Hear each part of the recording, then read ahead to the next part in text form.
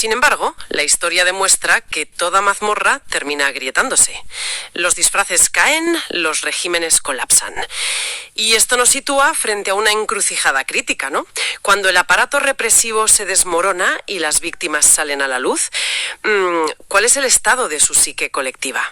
Y es ahí, justo ahí, donde nos topamos de frente con la advertencia que da título a la inmersión profunda de hoy, que es prohibido olvidar. En cualquier sociedad civilizada que intenta reconstruirse tras un periodo oscuro. A ver, esa frase representa la memoria democrática, ¿no? El deber de honrar a quienes sufrieron. Claro, es lo estándar. Pero el autor percibe esa misma consigna como un abismo a punto de tragarse a la humanidad. Se apoya en las reflexiones del padre Alberto Reyes, un sacerdote cubano que ha denunciado incansablemente cómo el sistema genera miseria planificada, y ambos comparten un terror profundo ante el día después del colapso. Temen que las víctimas, al exigir rendición de cuentas, sean arrastradas por la misma corriente de oscuridad que intentan combatir. Es que el autor percibe una trampa psicológica devastadora en la anatomía del dolor. Advierte que cuando un colectivo herido clama en las calles por justicia histórica, con demasiada frecuencia, lo que arde en lo más profundo de sus corazones es una sed de venganza pura y dura. A mí me gusta visualizar este peligro usando una analogía tecnológica. A ver, cuéntame. Es como si el dolor y el trauma generaran un virus informático, ¿vale? Un troyano. Te llega a la sociedad un paquete legislativo o un movimiento social etiquetado en mayúsculas justicia histórica. Y todo el mundo lo recibe con los brazos abiertos porque parece noble, parece necesario. Ajá, parece la cura. Pero en el momento en que lo ejecutas en el sistema social, ¡puf!, el código en la sombra entra en funcionamiento. Y lo que hace ese código malicioso no es traer paz, sino clonar la estructura de poder, el absolutismo y la intolerancia de los antiguos opresores, y reinstalar ese mal en la mente de las nuevas autoridades. O sea, el virus simplemente cambia de huésped. Me parece que esa analogía capta perfectamente la mecánica del fracaso que describe el autor. La venganza garantiza que la rueda de la opresión siga girando. Y el problema añadido es que hoy en día carecemos del silencio necesario para detectar cómo se infiltra ese virus. Porque reconozcámoslo, el mundo contemporáneo es una inmensa maquinaria de distracción. Total. El texto reparte bofetadas a diestro y siniestro a la forma en que vivimos en el presente. Critica el ruido ensordecedor de la polarización ideológica, la ambición desmedida y rápida que vemos en la fiebre del tántalo o, no sé, en las criptomonedas. Y señala un capitalismo salvaje que ha perdido completamente la perspectiva humana. Y entre todo eso hay un término concreto que el autor desliza y que requiere que nos detengamos a diseccionarlo, porque es la mayor amenaza que identifica para las sociedades actuales. Habla de los totalitarismos democráticos. Totalitarismos democráticos. Es un oxímoron de manual. Lo es, pero sin duda es la advertencia más lúcida del documento para quien nos lee hoy. O sea, estamos programados para asociar el colapso de las libertades con imágenes del siglo XX, ¿no? Militares tomando la televisión pública, tanques en las calles, golpes de estado violentos... Sí, la imagen clásica del dictador. Pero Villaboy Llana nos avisa de que el fin de las libertades civiles en nuestra era entrará pacíficamente por la puerta principal, a través de las urnas. Vale, pero explícame la mecánica detrás de eso. Porque, a ver, ¿cómo logras convencer a millones de ciudadanos libres de que voten a favor de su propio sometimiento? Suena totalmente contraintuitivo. El catalizador es el miedo. El mecanismo es sorprendentemente predecible. Si logras saturar a una sociedad de incertidumbre, ya sea exacerbando crisis de seguridad, amplificando amenazas externas o generando una inestabilidad económica constante, el cerebro primitivo de la población entra en pánico.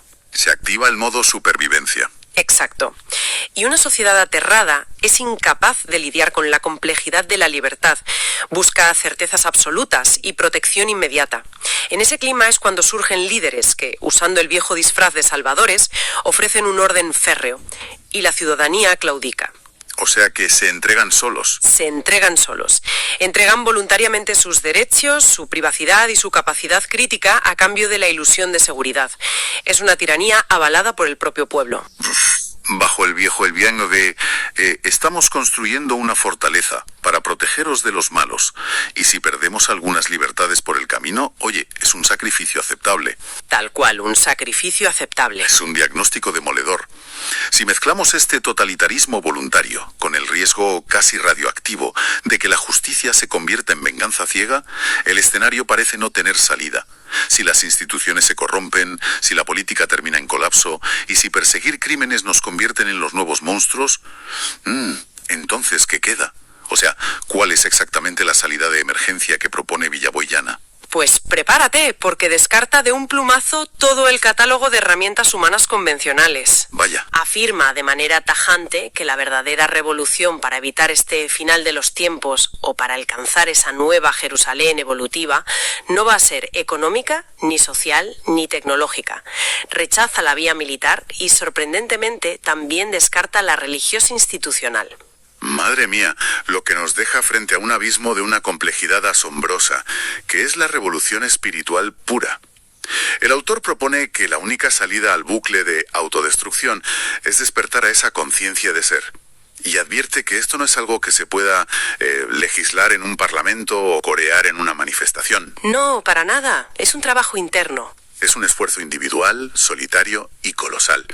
Requiere una voluntad de acero para autoexaminar tu propia mente y lograr comprender a un nivel profundamente empático a la persona que tienes enfrente. Incluso, y esto es lo duro, incluso si esa persona es tu opresor. Y para ejemplificar cómo se articula este nivel de evolución en la práctica, el autor recupera la figura de Jesús de Nazaret, pero lo hace despojándolo de toda la pompa teológica. Lo presenta conectándolo con esa cosmología del principio, describiéndolo como aquel ser de otros mundos. Regresamos a la idea del emisario cósmico. O sea, no lo trata como a un líder religioso clásico, sino como a un embajador evolutivo. Un ser enviado para demostrar que el concepto de justicia retributiva, el antiguo ojo por ojo, es un callejón sin salida que impide el avance genético y espiritual de la especie. Efectivamente. Y el autor utiliza una escena muy visual de los textos sagrados para diseccionar la biología del conflicto, que es el huerto de los olivos. Ajá. El momento del arresto. Sí, cuando la Guardia Armada llega de noche para arrestar a Jesús, su discípulo Pedro actúa siguiendo el instinto de supervivencia más básico de cualquier especie oprimida. Saca un arma blanca e intenta repeler el ataque por la fuerza. ¿Qué es lo que nos dicta la lógica? Frente a la agresión injusta, pues la defensa proporcional. Responder a la fuerza del tirano con la misma contundencia. Y es precisamente ahí, en ese microsegundo, donde reside la lección evolutiva del texto. Jesús frena a Pedro, desautoriza la defensa violenta. El mensaje codificado en esa acción es que el bien absoluto, así con mayúscula, no se puede edificar utilizando las herramientas de destrucción del mal.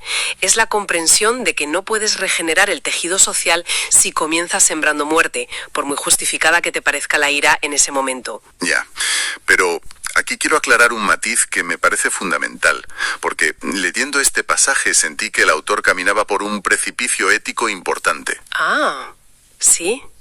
¿En qué sentido?